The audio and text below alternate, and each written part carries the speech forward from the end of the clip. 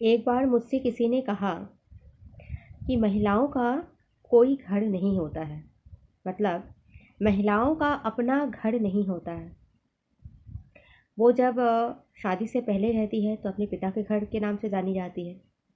शादी के बाद उसका ससुराल या तो पति का घर।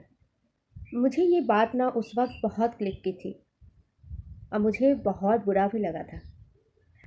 मैं उस दिन के पहले तक कभी मैंने ये सोचा भी नहीं था, और उस दिन से मेरे दिमाग में ये आने लगा कि ये इस पर मैंने कभी क्यों नहीं विचार किया। मतलब मुझे उस दिन के मतलब उस क्षण के पहले या उस क्षण के बाद में मेरी सोच में एक बहुत बड़ी चेंजेस आया।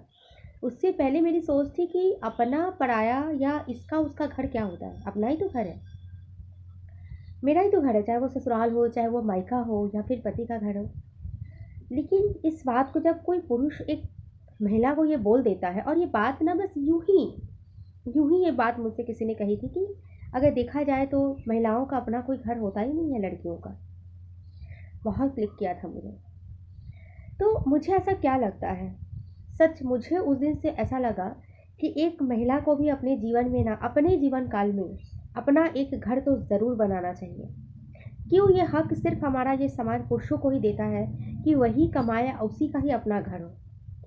मुझे लगता है 100 में अगर परसेंटेज के तौर पे अगर मैं जाऊँ तो ये परसेंटेज ज़्यादा होगी जहाँ महिलाओं को ये फील करवाता होगा कि ये तुम्हारा घर नहीं है। जहाँ महिलाओं को ये फील करवाया जाता है, चाहे वो किसी भी पक्ष में रहे, या फिर अपने पिता के पक्ष में रहे, या फिर अपने वो ससुराल के पक्ष में रहे, कहीं भी कोई भी कह देता है। लड़कियां जब अपने मायके में रहती है तो वहाँ पे उसे ये कहा जाता है कि तेरा घर कहाँ, तेरा घर तो शादी के बाद होगा, लड़कियां तो पराया धन होती है। चलो, लड़कियों का एक माइंड सेट होता है कि हाँ हमारा घर है। शादी के बाद लड़कियों को लगने लगता है कि चलो ये तो मेरा घर है ना। लेकिन वहाँ पर भी यही आता है, मतलब अगर कुछ भी ऊंच नीच हो जाती है ना, तो मायके वाले को बुलाओ, आप अपनी बेटी को लेके जाइए। होता है ना ये चीज़। तो मेरा आज का ये सवाल यहाँ पर यही खड़ा होता है, तो फिर लड़कियों का घर है कहाँ, महिलाओं का अपना घर है कहाँ। आज भी मैं कहती हूँ कि नहीं, ये मेरा घर नहीं है, ये मेरे पति का घर है, उनके बाद उनके बच्चों का, पर मेरा नहीं है। क्योंकि इस समाज में ना अपना कहलाने के लिए ना आपका योगदान होना चाहिए, और यो योगदान ना आपका प्यार, आपका त्याग, आपकी परिश्रम, आपका इंटेंशन, ये सब कोई मायने नहीं रखता है। मायने रखता है सिर्फ पैसे का, मतलब योगदान। आपकी भावनाओं का, आपकी प्यार का, आपकी परिश्रम का, कर्मों का कोई योगदान नहीं है। आपका योगदान सिर्फ एक चीज़ में माना जाएगा, वो है पैसा। तो इस घर के लिए, इस प्रॉपर्टी के लिए मैंने तो हर तरफ से अपना योगदान दिया है, 100 नहीं 200%। लेकिन मेरा सिर्फ एक योगदान नहीं है, वो है पैसों का। एक फुटी कौड़ी का भी मेरा योगदान नहीं है, तो फिर ये घर मेरा कैसे हुआ। तो मैं इस वीडियो के माध्यम से आप सभी को ये कहना चाहती हूँ कि अपना घर आप बनाओ, या एक महिला का अपनी इतनी तो हैसियत ज़रूर होना चाहिए कि उसका अपना एक घर हो। हाँ भी और नहीं भी। मैं ऐसा नहीं कहना चाहती हूँ कि सभी महिलाओं के साथ ऐसा होता है, लेकिन मैं चाहती हूँ कि सभी महिलाएं इस ओर ज़रूर सोचें।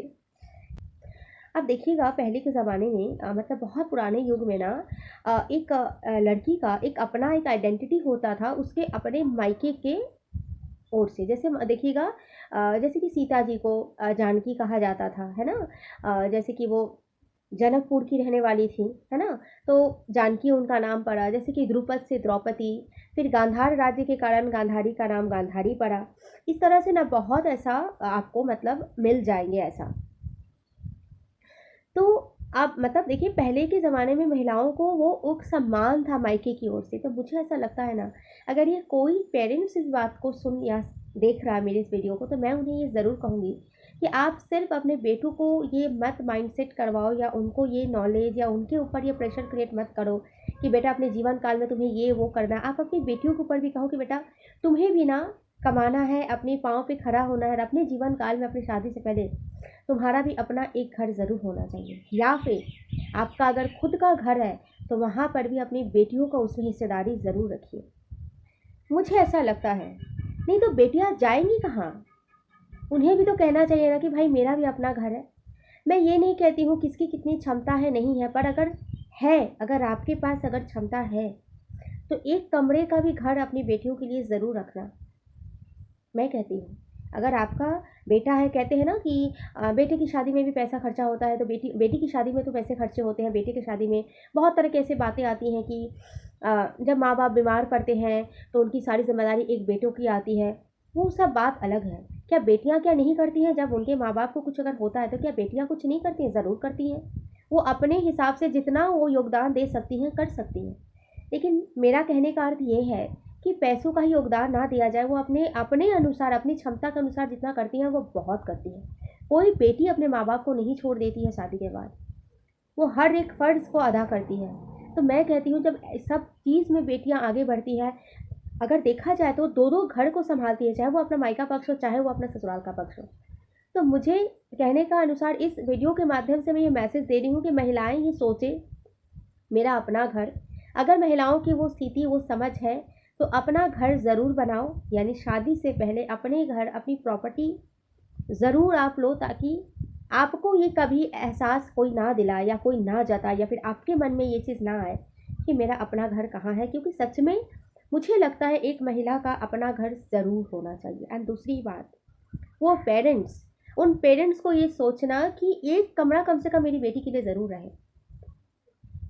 मेरा जो ये घर है मेरे पति का, मेरे और मेरे पति के दोनों की ये जॉइंट डिसीजन थी कि अगर क्षमता हुई तो बेटी के लिए कहीं अलग लेंगे, छोटा सा भी हो ज़रूर लेंगे। नहीं हुई तो इसी को ही ऐसा बनाएंगे कि मेरी बेटी कभी अगर हम ना रहें तो उसको ये महसूस ना हो कि मेरा मायका नहीं है। वो आए मायके में हक से वो रहे, उसका भी एक अपना घर हो, अपना एक अलग उसका मुकाम हो कि ये मेरे, क्योंकि एक बेटी की पहचान उसके पिता के घर से ही होती है। और वो पिता ही अगर, वो माता ही अगर, वो घर वाले अगर बोलेंगे कि तुम्हारा तो अपना घर है, ये घर अपना तुम्हारा नहीं है, बेटियां पराया धन है, तेरा तो ससुराल अपना घर है, तेरा तो पति का अपना घर होगा। क्यों भाई? ऐसा मत बोला कि उसे ये बार बार बोले कि ये तुम्हारा घर है, ये तुम्हारा घर है, ये हमेशा तुम्हारा घर रहेगा, यही तुम्हारा पहला अपना घर है, वो तुम्हारा दूसरा घर होगा। मतलब इस वीडियो के माध्यम से मैं 2-3 मैसेजेस देना चाह रही हूँ। एक तो माता पिता को एक माइंडसेट, बेटियों को ये कहना बंद करो कि ये तुम्हारा घर नहीं है, तुम पराया धन हो, तुम्हारा घर तो ससुराल है। नहीं, ये मायका जो पिता का घर है वही बेटियों का अपना घर है। अगर उस बेटा का हो सकता है उसका घर, तो वो बेटी का भी होगा। और जो ससुराल का पक्ष है वो मेरा बेटियों का दूसरा घर है। और दूसरी बात कि बेटियों का अगर वो क्षमता हो, क्योंकि हर किसी की क्षमता के अनुसार ही सब चीज़ होता है, तो वो अपने जीवन काल में शादी से पहले अपना एक घर ज़रूर बनाए। और ये सोचे आज की महिलाएं ज़रूर कि क्या ये मेरा अपना घर है, ये सोचना ज़रूर। क्योंकि अक्सर ना, चाहे वो मायके वाले, तो शुरू से ही जन्म से, जब से हम लोग होश संभालते तब से हम लोग सुनते आ रहे हैं, ये चीज़ सुनते हैं। और ससुराल के बाद भी सुनना पड़ता है। मतलब हमसे जब नई नई शादी होती है ना, जब कोई गलती हो जाती है तो पहला सवाल क्या होता है, अरे फ़ोन करो मायके वाले को फ़ोन करो, बुलाओ, ले जाए अपनी बेटी को पहले सिखा पढ़ा के संस्कार देकर तब भेजें यहाँ पर। ऐसा कई बार होता है। तो इस वीडियो के माध्यम से आप ज़रूर सोचिएगा कि हमारा अपना घर कौन सा है। और मेरा ये अपना एक सोच था जो मैं उस दिन से, जब ये मेरे दिमाग में डाला गया था, उस दिन से इस बात को, हालांकि वो बात एक मजाक में बोला गया था, लेकिन मुझे वो दिल को बहुत लगा था। अब मुझे ऐसा लगा कि मुझे इस टॉपिक को आज छेड़ना चाहिए, ठीक है। और आज की महिलाओं को ये दिमाग में ज़रूर डालना चाहिए कि अपना क्या होता है। एक महिलाओं को आत्मनिर्भर होना या फिर इंडिपेंडेंट होना या अपने पाँव पे खड़ा होना कितना ज़रूरी, कितना इम्पॉर्टेंट है आज के ज़माने के लिए या आज के ज़माने में, ये मैं इस वीडियो के माध्यम से आप सबको बताना चाहती हूँ। और इसलिए मैंने इसी इंटेंशन के साथ मैंने इस वीडियो को आज बनाया है। तो ऐसा करके मैं अपनी बातों को यहाँ समाप्त करती हूँ। वीडियो अगर पसंद आए फ्रेंड्स तो लाइक कमेंट शेयर ज़रूर कीजिएगा। और मिलते हैं अगले वीडियो में एक इंटरेस्टिंग से टॉपिक के साथ। तब तक के लिए फ्रेंड्स, राधे राधे।